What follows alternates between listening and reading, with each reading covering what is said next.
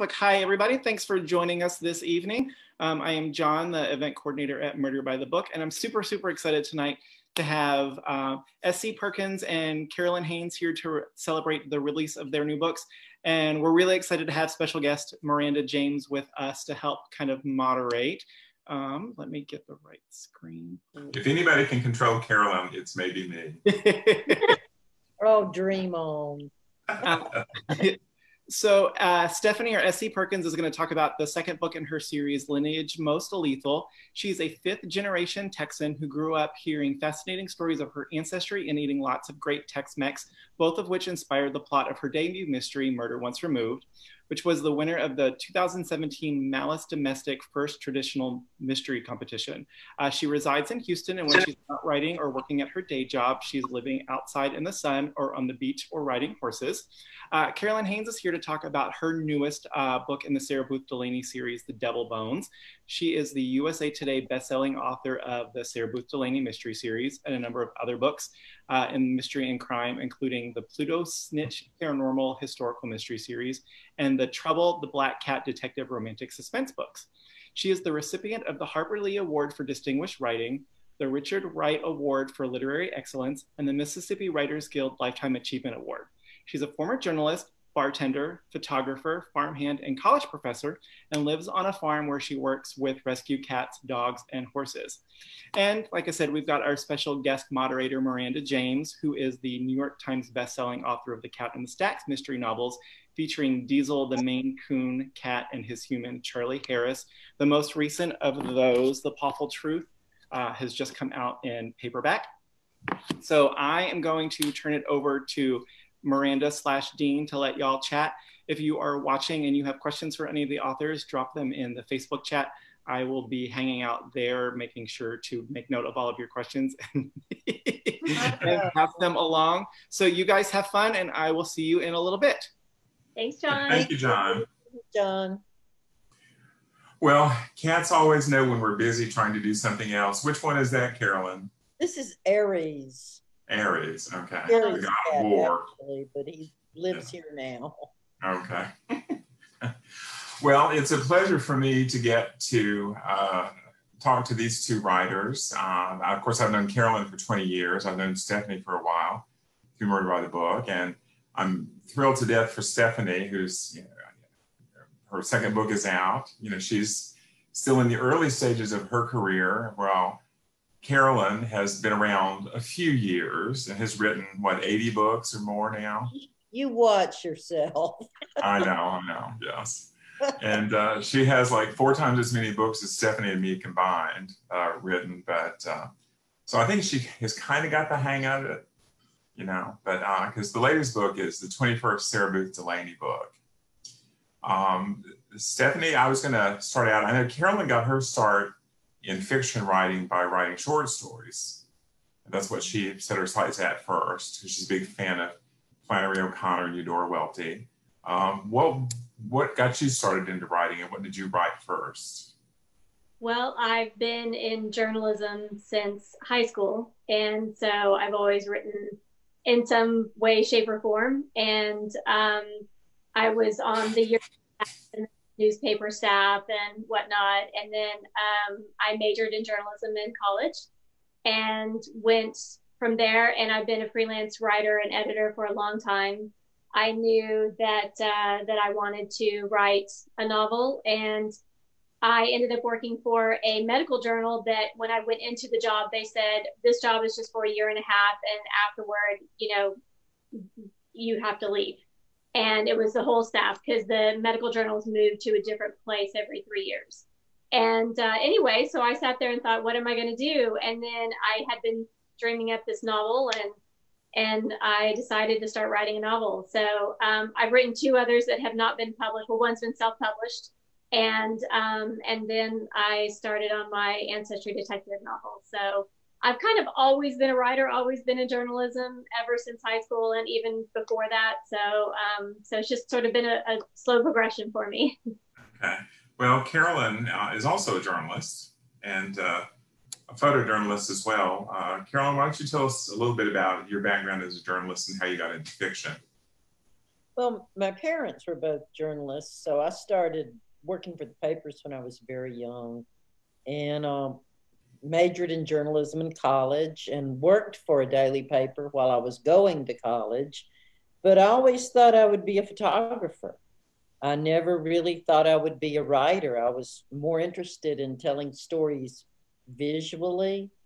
But in college, I started studying some of the short fiction writers like Flannery O'Connor, and I realized that words just had more versatility than I had with a camera. So I just started writing short stories for myself. I never really thought I would be published. I thought I would always be a journalist. But I met a guy who was head of the journalism department at Ole Miss, the University of Mississippi, at a cocktail party. And he said, "Oh, I hear you write short stories." And I said, "Yeah, well, I do." And he said, "Well, have you ever published any?" And I said, "No." And he said, "Do you have an agent?" And I said, "What's an agent?" You know? And he said, "Well, look, you got to have one." And he wrote down the address for his agent on a business card. And he said, "Why don't you write her and see if she'll take you on as a client? Show her some of your short stories." And I did, and she did. And it ended up that she said, "Look, you can't make a living writing short stories. You have to write a novel." And I just thought, nobody can really write 400 pages. Nobody. But, you know, I set forth and started. So that's kind of how it happened. Yeah. Well, that's good. Thankfully, that guy steered you correctly. I mean, these days it's a little bit different. When you got your start, it was a little bit easier to get into publishing in some ways. But it was a transitional time in publishing. It was much easier. Yeah. Yeah, I mean, today you never know what you're going to wake up to see. Stephanie? Well, I was going to say that Carolyn, the first time I met you was at Murder by the Book with Kate Carlisle and I think two other authors. And I knew who Kate Carlisle was and everything. And you started talking about being a journalism person and coming from that background myself and everything. I thought, oh, this is great. And then talking about Mississippi, and I have some family that comes from Mississippi too and everything. And so it just, and then that's when I fell in love with your books and big fan since then. Read every single. Very much. It's kind of like Mississippi is it somewhere in the background of everyone. Well, we send a lot of people out into the world. When I have cousins all over East Texas that I've never met because one of my ancestors married a man who immigrated to East Texas after the Civil War. So, you may even, Stephanie and I could even be related, who knows? Very possible. I've got a ton. Yeah. So, well, I think one of the things, and I mean, you're a native Texan, and Carolyn and I are both native Mississippi and Stephanie.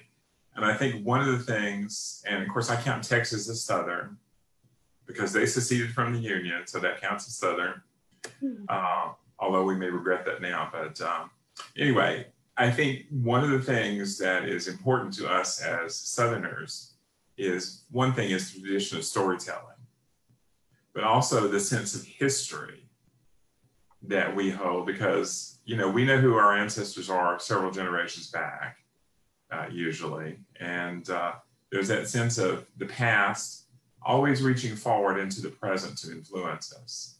And one of the things I was struck by both of your books, The Devil's Bones and Lineage Most Lethal, is how the past informs the present, particularly Stephanie's. The history in her book goes back to World War II.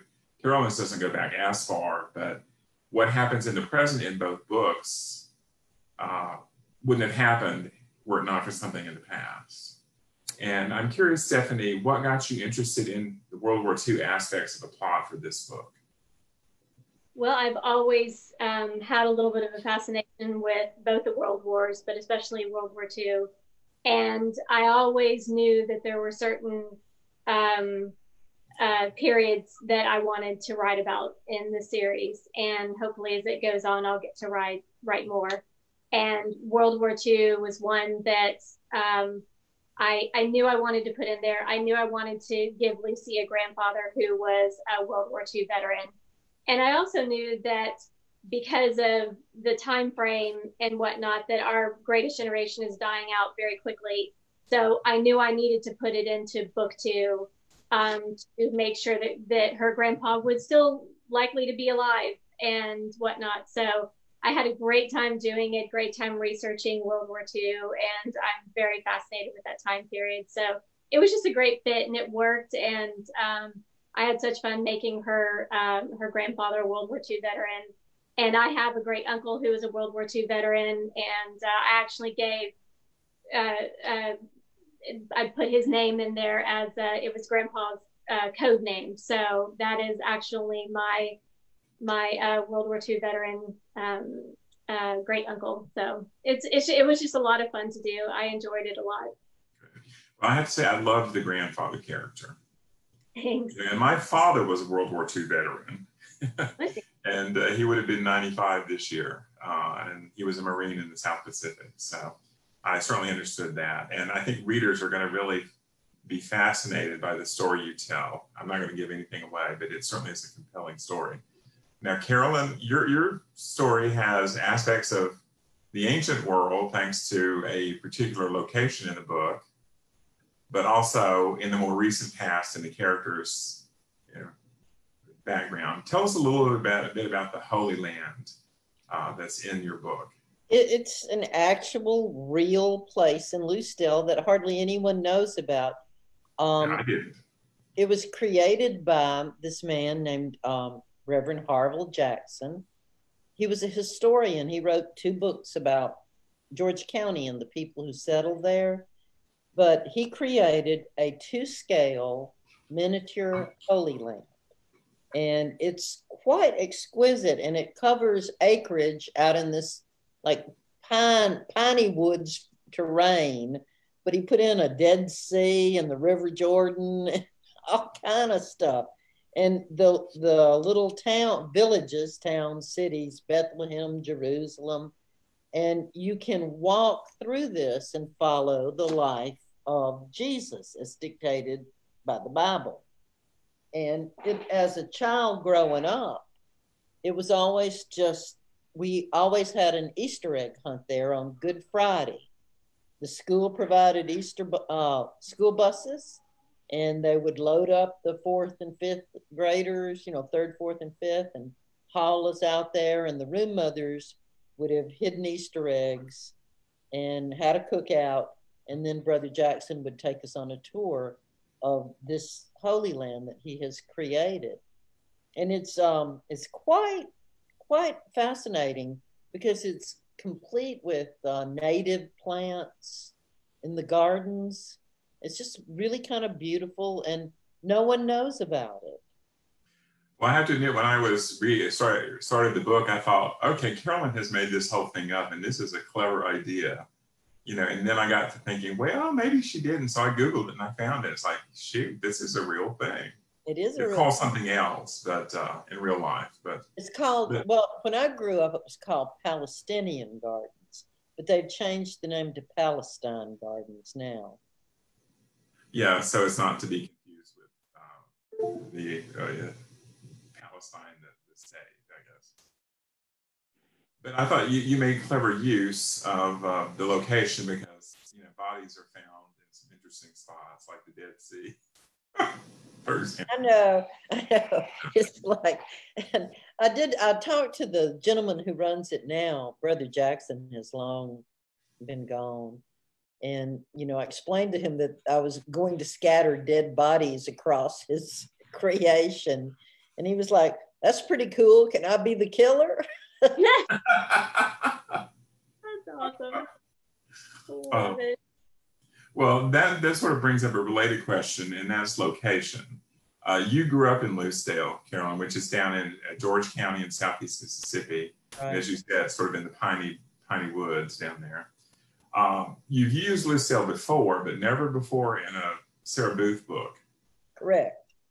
So obviously, you know, this was the perfect opportunity to use that location for a Sarah Booth book. But what made you decide to actually use the Holy Land? What brought it back to mind? Well, in each of the books, there's a thematic element, and in this book, Tinky is searching for how she wants to raise her approaching baby. And so she's been exploring different belief systems and different ways of thinking about child rearing and what makes a good person and how you raise a child to be a responsible and moral person. And she had heard about the gardens and wanted to go to Easter service there to see what was happening. And the sunrise service at Easter is one of the really great traditions of the gardens. You know, they've done it every year for years and years and years. I think for, what, 60 years now? Yeah. Yeah, I think it was started in 1960. Well, and of course, as we all know, where Sarah Booth and Tinky show up, there's going to be a dead body somewhere in the just happened. And of course, this time Cece Falcon was along for the bride, which was fun. Right. She is certainly girls' weekend. Yes, Never exactly. go with me on a girls' weekend. Things happen. Yes. Well, the interesting thing about Cece is that she's a trans woman. Yes. And Carolyn was kind of a pioneer in including a character like that, you know, 21 years ago in your fiction, and I applaud you for that. Thank you. She's a great character, yeah. I remember reading Them Bones, the first one, and Cece came in, and I thought, wow, this is great, and I just loved her. Oh my gosh, Cece and Tinky are my favorites. Every time they come on the page, I just love them. Thank you. Yeah, they are great characters. Well, I have to say, I'm pretty fond of Chablis myself and Sweetie Pie. So, because I did know the real Sweetie Pie, and she was every bit as wonderful as she is in the books. There was a real Sweetie Pie? Yes. There was. I did not know that. Yeah. Had a red tick hound show up here at the house. She was in terrible, terrible health. And literally, I had her spayed and they left a stump of an ovary. And so even though she couldn't get pregnant, she was still hot mama. And so that's all true. That is fantastic. That was hysterical, those scenes with Sweetie Pie, all her suitors. Oh, yeah. We had Carolyn's real animals do show up from time to time in the book. So, but going back to locations, I mean, Stephanie, you grew up in Houston, right? Okay. And so, in Austin, obviously, to somebody who grew up in Houston, is very familiar territory. So, why did you put Lucy's? And it's Lucy Lancaster, right? It's not Lancaster. Right. Yeah, because here in Mississippi we say Lancaster. Right. I think most people are pronouncing it Lancaster, and that's how I sort of pronounce it in my mind. But it technically, I think, should be Lancaster. But I think it depends on where you're from and how. But Austin is its own. It's a big city, obviously, and the capital of Texas and everything. But it's very unique, and it's almost like its own small town, especially in certain places. And so it was a lot of fun putting her in Austin. And also there's a lot of history there. There's the University of Texas and the Barker Center for American History. I think that's what it's called. And there's and also the Texas State Archives are there and whatnot. So there's a big genealogy area right there in the archives. So it just made sense to put her there. Because it's just a little bit more quirky. I think you can kind of get away with having more interesting characters in Austin and everything. So even though I went to Texas A&M and I am actually an Aggie, but I've got a ton of family members who went to UT. So that also kind of made it fun there too. So it's just a great city. It's a lot of fun if you've never been, and it just made sense. Well, it's like no other town in Texas. It has a very different vibe to it. And I've never been there to stay for any real length of time other than to go to conferences. But, it's certainly a city with a lot of character and things you can explain. Right. the whole theme of Austin, the unofficial slogan of Austin is keep Austin weird. So, you know, there's just a lot of unique characters running around Austin. It's a lot of fun and good food too, obviously. Oh, yes. Is Flacco's Tacos a real place? It is not. And people ask me that a lot. And so no, I completely made it up. The character of Flacco actually began in a completely different book that was a thriller. And I loved him so much that I wanted to use him in that thriller as in a, you know, drawer somewhere. And so I brought him on and he just fit perfectly in there as a place where, you know, Lucy could go. I wanted her to have sort of her own diner to go to and someone to play off of. And Flacco is this big, you know, kind of scary Mexican former drug lord who just wants to make tacos. So he's sort of her protector too. So it's a lot of fun. He's fun to write. Yeah. Carolyn, what is that place near where you live? It's the Hick what? The Hickory Pit. The Hick Pit. I could see Sarah Booth, you know, hanging around. Well, it's kind of like Millie's in a way, I guess, in your book. Yeah. So one of the other things which you two did in common in your books is they're both set in and around boutique hotels. Really? All right. Yeah. Because, you know, Lucy is doing the research for Pippa, who owns the, I blanked on the name of the hotel, but yes. And then Carolyn's characters go to a really nice B&B in somewhere near Loosedale, and that's the center of operations for both stories. So it was interesting, you know, coincidence, I thought. I like that. And I'm assuming both places are made up, although they may be based on experiences you've had. Growing up in Loosedale, there wasn't a hotel in town for many. There was a boarding house, but not a hotel until the Dorsets built Dorset Hotel in town. The Hotel Sutton is actually inspired by a boutique hotel called the Hotel Ella. I actually have not actually been there. A couple of friends of mine and my parents have and whatnot, but I've always thought it was very pretty. So that's sort of, at least the facade is what I based it on. So. Well, it sounds like a gorgeous place in the book. I would certainly go there if I could afford the prices. Right. Okay. Well, one of the things that I find, readers often ask, and also for the writers out there who may be listening to this, is they always want to know, how you write your books.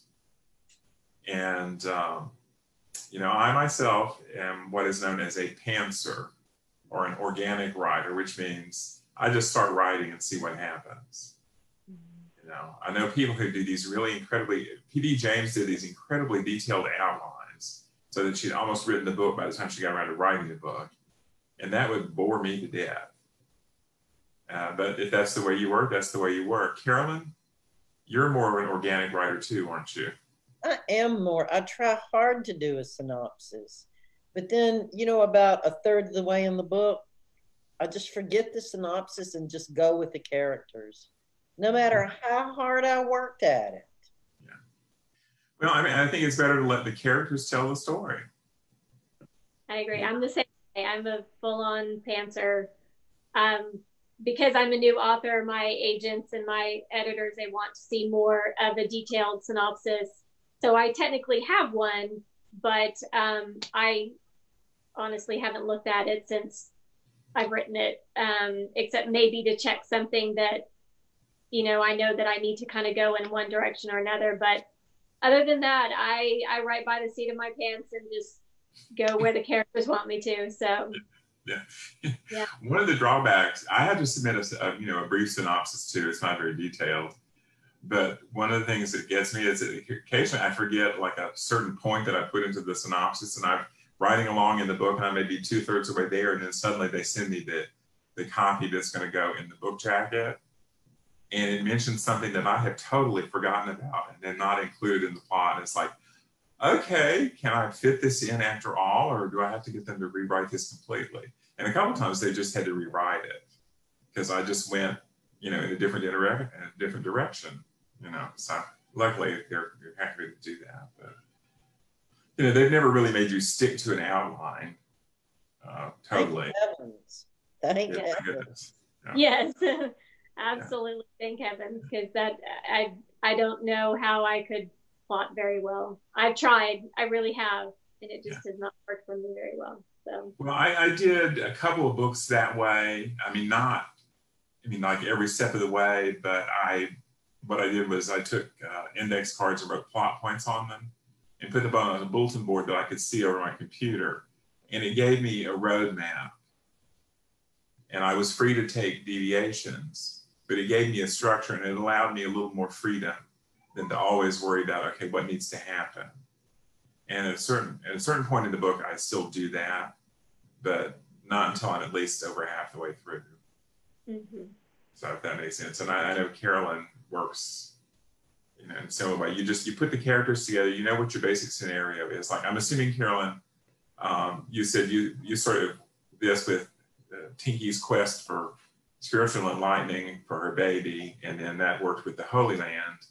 And then from there, you went on and you got, you did something which so many of us would like to do. You killed one of those accident injury lawyers. Well, and honestly, that was something I really wanted to do in this book. So then I just had to figure out what he had done to deserve being killed for.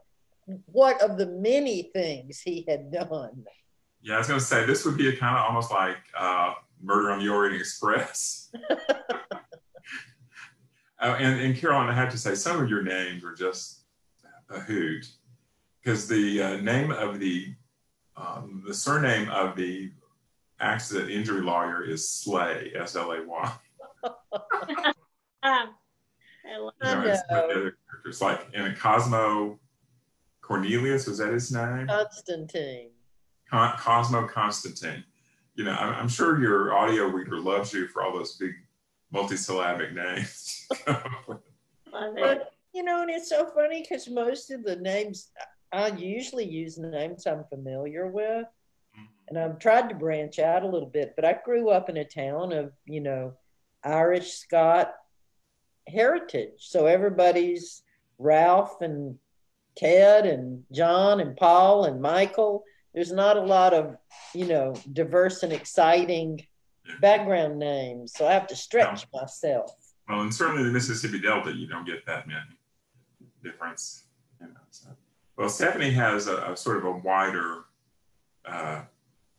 sort of ethnic group with the Hispanic influence in Texas. You can come up with different characters' names and stuff. But how do you decide on a character's name? How did you decide on Lucy Lancaster, for example? Well, Lucy and Ben are really the only two that I actually thought about their names. Generally speaking, most of the time, it's the first name that comes to mind and it sticks. And the only reason that I'll change it is if I realize that I know someone with that name and I think, oh no, this person is going to be a killer. And suddenly this friend of mine that I just, it slipped my mind and, and then I might change it, but that rarely happens. But with Lucy, my great aunt's name was Lucy, and then one of my favorite movies is While You Were Sleeping, and Sandra Bullock's character name was Lucy.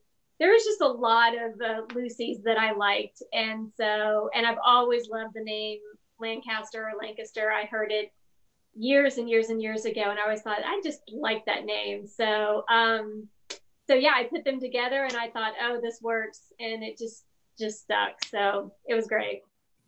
Well, it has a nice ring to it. And it's just like,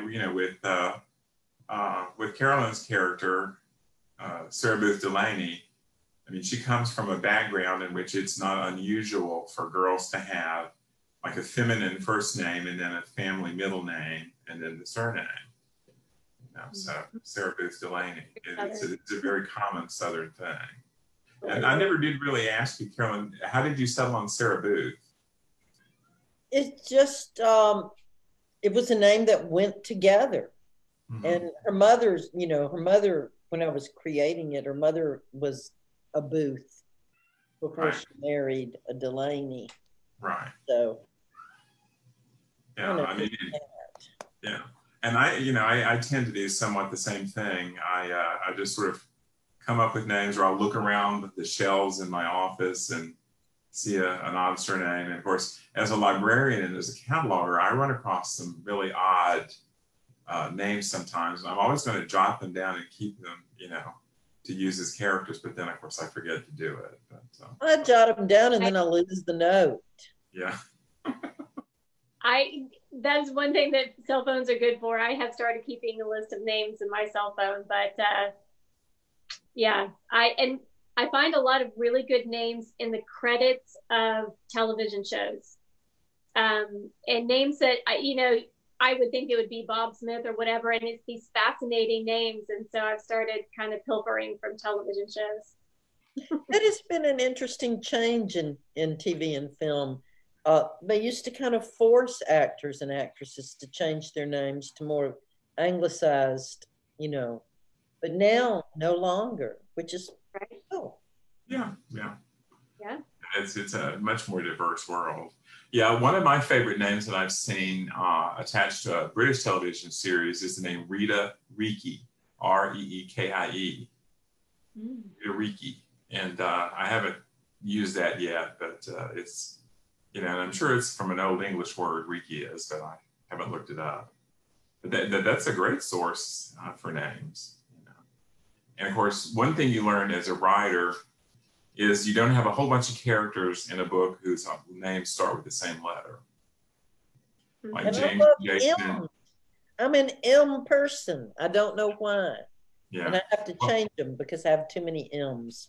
Yeah, well, I tend to find myself doing that too, and then I have to go back and change names. But I understand why readers get frustrated sometimes with that. Another question that the readers often like to know is, for example, who were your favorite writers growing up? I mean, who got you started reading mysteries, for example, and who, in my case, it was Nancy Drew, and I know Carolyn did too. Stephanie, were you a Nancy Drew fan or? Nancy Drew and Hardy Boys. I had an older brother, so he had all the Hardy Boys. So I actually didn't discover Nancy Drew until a while later because I would pilfer all of his, Hardy Boys. And then Encyclopedia Brown and whatnot, Nancy Drew, of course. And so, and then, along came Agatha Christie and whatnot. So, yeah, it definitely influenced me. Okay. I think it's fairly common. Carolyn, who besides Nancy Drew? Well, Edgar Allan Poe, Sir Arthur Conan Doyle, because I kind of like the dark stuff. Mm-hmm. Trixie Belden. Mm-hmm. Yes. Oh, I love Trixie too. Yeah. So the Black Stallion, all of those books had a little mystery in them. Yeah. So. Yeah. Well, of course, not everybody knows this, but Carolyn grew up next to a funeral home in Leestown, and she and her siblings used to play with the mortician's children in the funeral home. You want to share a story of your playtime in the funeral home, Carolyn? Oh, we'd play hide and seek. We were horrible children. We were really horrible children, but it was a funeral parlor. It had a lot of rooms. We could really, really hide and have a good time, but nothing untoward really happened except I was playing on the swing set, hanging by my knees, and my brother came by and slapped the bottom of my feet, and I fell head first and broke my collarbone. And that was big trouble for me and my brother. Oh, no kidding. No kidding. Well, I'm surprised that one of you at least didn't get locked into a casket in the funeral home.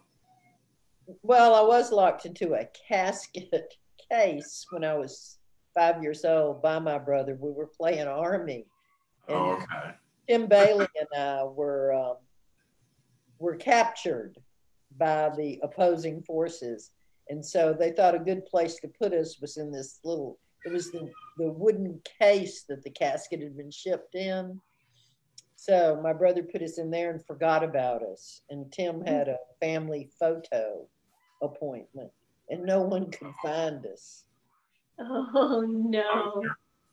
How long were you there? Oh, like about 40 minutes.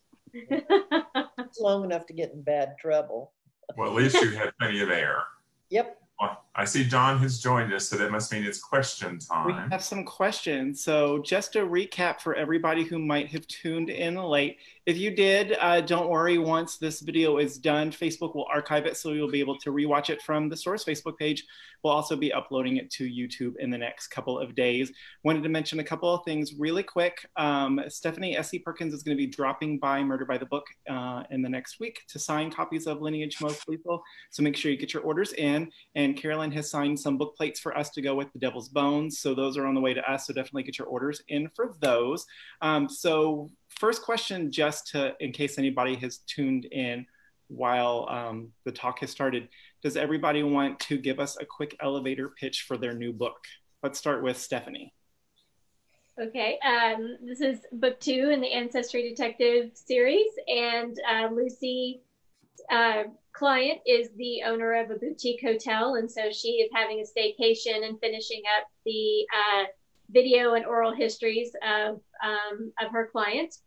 And she's out in the front of the hotel whenever a man staggers up to her and places a Mont Blanc pin on top of her hand and says, "Keep them safe," and then drops down dead. And Lucy's grandfather is a big collector of Mont Blanc pins, and so she shows it to him, and he recognizes it as something from his past. And so he has been hoarding a secret from his past in World War II. And then there is, turns out that there's a list of 8 descendants of 8 spies who are being targeted by a killer. And Lucy has to use her genealogy skills to basically research them back to connect them to one another and find out who is trying to kill all these descendants. And Carolyn? Well, Sarah Booth, Tinky, and Cece go off for a girls' weekend on Easter Sunday weekend because Tinky wants to check out the sunrise Easter services at Palestine Gardens. And she's looking for the best education for her forthcoming child. And while they're at the sunrise services, they slip away to take a little tour of the gardens and, of course, discover the dead body of this notoriously awful lawyer. And from there, it becomes clear that Eric Ward, a pharmacist in town, is the prime suspect. So Eric hires them to prove that he's innocent. And there are lots of, if you've got the Dead Sea, you have to have a floater. It just has to happen. So there are lots of bodies and lots of shenanigans and all of that. So. And we are, again, really excited to be joined by Miss Miranda James, who has a new book called Cat Me If You Can, coming out in August. Miss Miranda, do you want to give us the quick elevator pitch for that one? Yes. Charlie and Helen and Diesel are in Asheville, North Carolina for a mystery retreat sponsored by the Dakota Sisters at, guess what? A boutique hotel in Asheville that I made up out of thin air. And of course, somebody crashes the little group and ends up dead. And Charlie, of course, being on the spot, decides, to try to figure things out. But of course, he's away from home and he's dealing with a no-nonsense Asheville police detective, although there were some surprises along the way. But I wanted to take them out of their usual environment. And so that's what we did. All right. So Drew Ann asks, Stephanie, how did you get into genealogy? Well, I have a lot of amateur genealogists in my family going back to my great-grandfather. And I've just been growing up hearing about it my entire life. Every time I would go to my grandmother's, she would tell me about somebody else that I was related to. And so just armchair genealogist, but it was just so fascinating that it was always part of my life, and I loved it, and I was fascinated with it myself. And when I thought of an amateur sleuth that needed a good, interesting job to do, I thought, ooh, genealogy, that would be fun, because there's secrets in everybody's lives. And so it's been a lot of fun working with it. And Carolyn, Keith asks, where did the inspiration for Jitty's character come from? I really can't take any credit for that. I'd finished a book and I was trying to think of something else to write. Looking out the window, watching my horses graze, and I heard Jitty and Sarah Booth bickering with one another. And I just started writing their dialogue just to see where it would go. Because I don't get oral presentations of books. I usually get a film clip or something. And that is who she turned out to be. I had no idea she was dead until... That could be the opening line to her book. I had no idea she was dead. So Tammy asks, Dean and Carolyn, how did the two of you meet? Well, I was working at Murder by the Book, and we got an advanced copy of this book called Them Bones. And I read it and loved it because, of course, I grew up in Mississippi, and my mother was from the Delta. And I found Carolyn on the internet. I think this was in the summer of 1999. And Carolyn and I started corresponding and stuff. And then when Berry Bones came out the next year, Carolyn decided, because we had sold so many copies of Them Bones, it was our #1 paperback that year.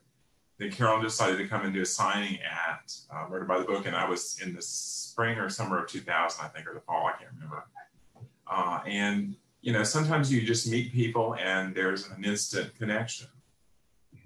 And I mean, we've been good friends ever since. And I tell people she's like my big sister. I mean, my very much older big sister, but Watch it. So today is the publication day for both The Devil's Bones and Lineage Most Lethal. Stephanie and Carolyn, do you guys have any publishing day rituals or celebrations that you do? Not yet for me. I'm still so excited about it and everything, but I haven't developed any rituals yet. So I need to do that. That's a good thing. Having a good cocktail is a start. Right. That's the one, and I put on makeup. That's a big day at the farm. Yeah. A very big day. I think at the moment, any day that you can wake up and you can put forth the effort to put on makeup is a win for all of us.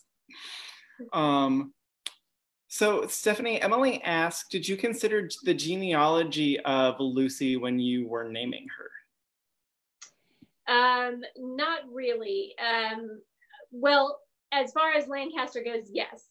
There's some Lancaster, the name goes back and whatnot. So I kind of wanted to give her a fun genealogy background that will hopefully come into play in later books and whatnot. But other than that, I just said it was a vague idea of what I wanted her to be, and but I think she'll have some surprises in her genealogy, which will be fun to write. So one of our recent favorite questions popped up in a chat on Facebook a while back, but P.D. James is quoted as saying that there are only 4 motives for murder: love, lust, loathing, and lucre. Do you guys agree? And do you have a favorite, or do you have one that you think maybe she left out? Maybe revenge. Yeah, I agree in revenge. Those are the ones that seem to pop up the most for me. But I think love is a strong one too, but greed and revenge. Yeah. Yeah, hatred. Right. Absolutely hating someone, you want them dead. Hatred, But it's usually because one of the other things has come into play. So Sherry asks, Are any of your characters based on real people? Let's start with Carolyn this time. Well, Jitty is based on my childhood friend that I've known since we were 5, and her name is Debbie Porter Pruitt, and she knows she's Jitty, and Debbie does every outfit that Debbie owned in college. Jitty wears in that book. I love that. I know, but I mean, it's kind of, Debbie and I have a great fun relationship, but she is just one of those crazy people. I'll tell you a quick Debbie story. She calls me up one day and she says, "You work way too hard. I booked us a room at the Grand Hotel. My treat. You go, we'll have a really good time." And we were both really poor. And I'm like, "Debbie, you can't afford the Grand Hotel any more than I can." She said, "Don't worry about it. It's covered. Bring your walking shoes so we can walk around under the oak trees in the beautiful evening." I get there. Debbie has signed me up to run a 5-mile race so she could get a discounted room. And I said, "Debbie, why don't you run the race?" And she looked me dead in the eye and says, "You know I don't like to sweat." I love it. But I've done worse things to her, so I have to be honest. Oh, I'm not telling. How about you, Stephanie? Are any of your characters based on real people? Well, in this book, yes. There's a doctor in there, and that's named after one of my cousins. And then there is Grandpa has a code name that he uses whenever he was in the OSS, and I use my actual great uncle's name. His name is Robert Runyon, and he was in Patton's Third Army and won the Purple Heart and whatnot and everything. So I thought it'd be fun to put his name in there just as a tribute. And then there is a story when Lucy is filming the oral history of her client's cousin. One of them tells this very funny story of when they were children and they had seen the 1954 horror classic Them, and then their grandfather scared the bejesus out of them, and it just became this very funny story. Well, that is actually a real story. That is my mother and her 2 favorite cousins, and it's a story that I've heard my whole life, so I thought I would have fun putting in there. I did have to fudge the timeline a little bit, but it was a lot of fun. And then I think there's one other character who is he's based on a friend of mine that I actually lost. He's one of my friend's husbands, and he passed away. But he was a big history lover, so I made him the archivist in the book. And so that was a lot of fun because I think that he would have really liked it, and he was a great guy. So yes, so I actually had quite a few in this one. And how about you, Dean? Do you base characters on real people? I know you've based some murder victims on real people. Well, sort of, yes. Who shall go unnamed. But I like to drop, characters like people I've worked with in the past, like one of my former colleagues at the Texas Medical Center, Donna Evans, who is a wonderful cataloger. I made her the catering manager at the Farrington Hotel in Athena.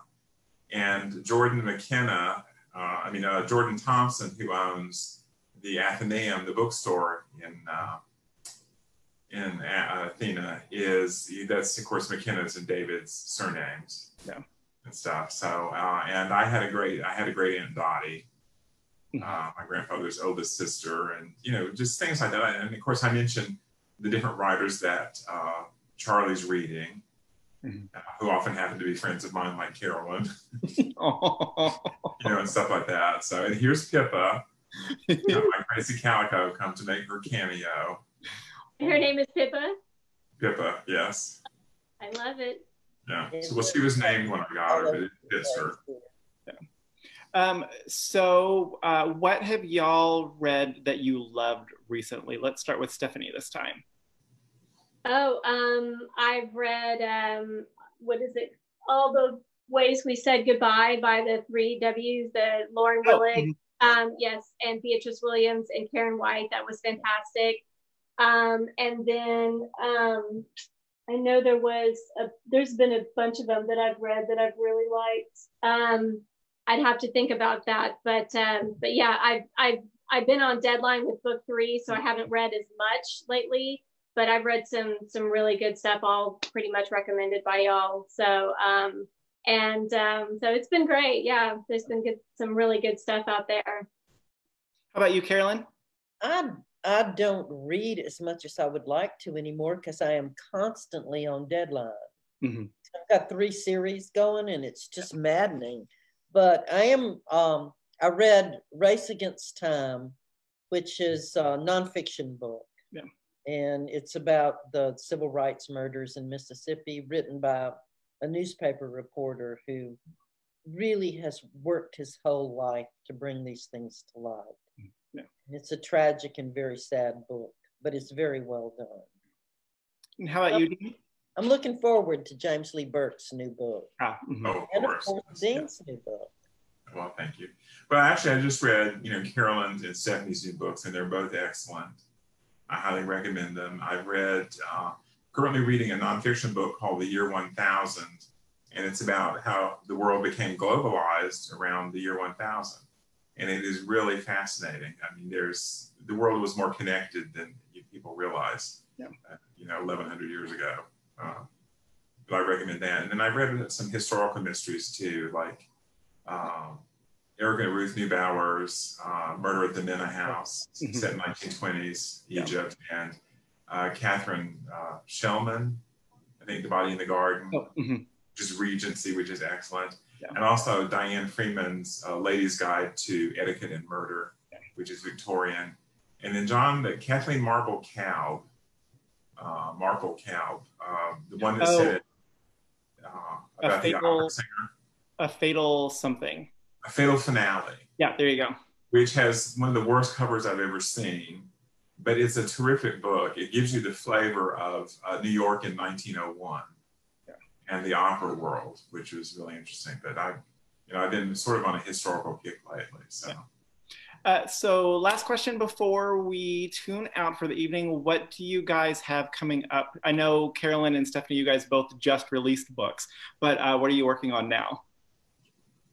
I'm working on book 3, which will be called Fatal Family Ties. And so that's a lot of fun. It'll have, the ancestor is actually from the Civil War, but it's really not much about the Civil War. It's actually about art. So I've been doing a lot of interesting research into art. So that's been a lot of fun. And I'm working on the 23rd Sarah Booth book. There is another one coming out this year in October, A Garland of Bones, which is a Christmas book. And then Independent Bones will be out next May. And that's what I'm trying to finish. And Dean? Well, I'm working on What the Cat Dragged In. Charlie finds out like he's... your head. Huh? Looks like the cat dragged your head in. It's yeah. But anyway, Charlie finds out he's inherited his grandfather's house, which he thought had gone out of the family. And he goes to look it out, and they go up in the attic, and he hears a thump, and he looks over to find that Diesel has found a skull in the wardrobe in the attic. All right, Diesel. Yeah, so we're going to have to find out who that body belonged to, how it got there, and was Charlie's grandfather, a murderer? Awesome. Okay, so before we head out, a couple quick things. So as we mentioned, S.C. Perkins just released Lineage Most Lethal. She's going to be dropping by later this week to sign books for us. So if you want a book signed or personalized, you can order them at murderbooks.com. The Devil Bones by Carolyn Haines also just came out. We are getting some signed book plates for those. Wanted to mention a couple things we've got coming up. If you want more Miranda James on your Facebook feed, we'll be doing an event with Miranda and Hannah Dennison on August 22nd for when Cat Me If You Can comes out. We will be getting some signed copies of that, so you can order those from the website as well. And if you need more cozy stuff, we're also doing an event with Victoria Laurie and Juliet Blackwell on August 26th. So we're excited about both of those. The store is still closed for browsing, but we are doing mail orders and phone orders. So you can give us a call at 713-524-8597. If you have been enjoying our virtual events, the easiest way to support the store and the authors that we've been featuring is to purchase their new books, preferably from us. You can do that at murderbooks.com. We've included links to all of those in the comments on Facebook or on the website.